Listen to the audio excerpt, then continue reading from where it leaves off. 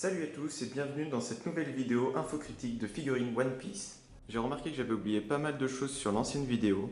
Je vais donc essayer de faire mieux que la dernière fois. Alors je vais vous présenter la figurine de haut en bas. Donc c'est une figurine Creator X Creator de Ban Presto. Cette figurine mesure 23 cm de haut, 12 de large et environ 18 de profondeur. Donc dans les généralités, c'est une figurine qui je trouve excellente. Elle a des couleurs qui se rapprochent beaucoup de la réalité par rapport à l'autre figurine que je vous ai présentée. Elle a une bonne posture en action, comme on peut voir là. Elle a un effet sale sur elle que je trouve excellent. Voilà, comme vous voyez ici. Là. Hop, ici. Et une chose frappante qu'on peut voir, c'est qu'elle a énormément de détails, aussi bien sur la tête que sur le corps. Voilà. Et aussi, on peut voir un socle un peu différent de ce qu'on avait. Donc je vais vous présenter la tête du personnage. Donc pour ses cheveux, il y a énormément de mèches. Ça c'est vraiment excellent, comme vous pouvez observer ici, avec un effet d'ombre sur les mèches. Après, on a d'excellentes nervures qui représentent un peu le caractère de Zoro. Les yeux et les sourcils sont peints. Il en va de même pour la cicatrice. Alors, les boucles d'oreilles, je les trouve pas mal. Après, si vous pouvez voir par rapport à la cicatrice, vous voyez que la peinture n'est pas exactement sur la cicatrice elle-même.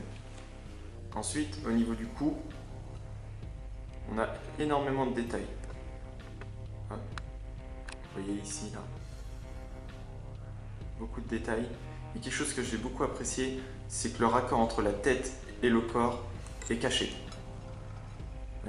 Là, si on regarde bien en dessous, on le voit. Mais on ne le voit pas à première vue sur la vidéo, sur la figurine. Et cette fois-ci, les oreilles sont bien proportionnées. Mais surtout, j'apprécie énormément l'expression sur la tête de Zoro. Alors tout d'abord, il y a énormément de détails sur les manches.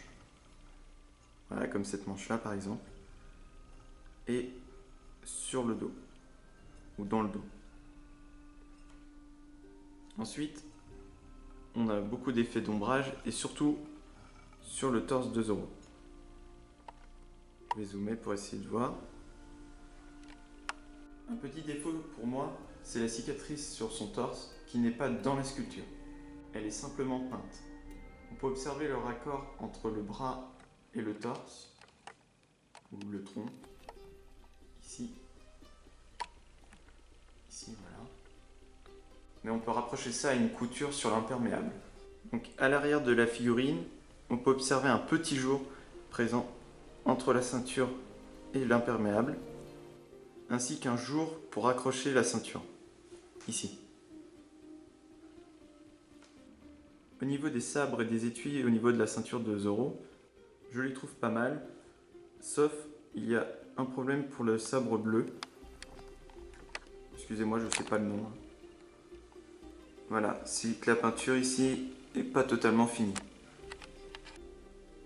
Petit défaut sur les gardes, on peut observer des traces de soudure ou de collage entre les deux parties des gardes.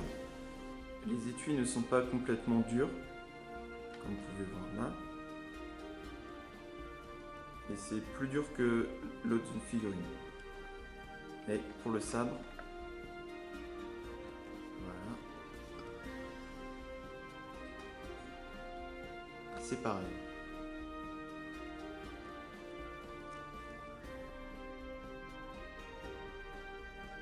Pour le bas de l'imperméable, j'ai rien à dire. Les finitions sur les boutons sont excellentes. Voilà. Il y a énormément de détails sur le bas de l'imperméable. Vous voyez, avec un effet sale, vous le voyez ici, principalement quand on est à l'ombre, qui est excellent, qui rend vivante la figurine. Et pour les bottes, on a aussi cet effet sale, zoom un petit peu, qui est présent et c'est sympa. Le socle est sympa et il met en condition la figurine. Autre petit défaut, la figurine est mal équilibrée et bouge, a tendance à trembler pour n'importe quelle secousse. La posture de la figurine est juste excellente et les détails qui vont avec rendent vivante celle-ci. Elle serait excellente dans un diorama. Voilà, je pense avoir tout dit sur la figurine.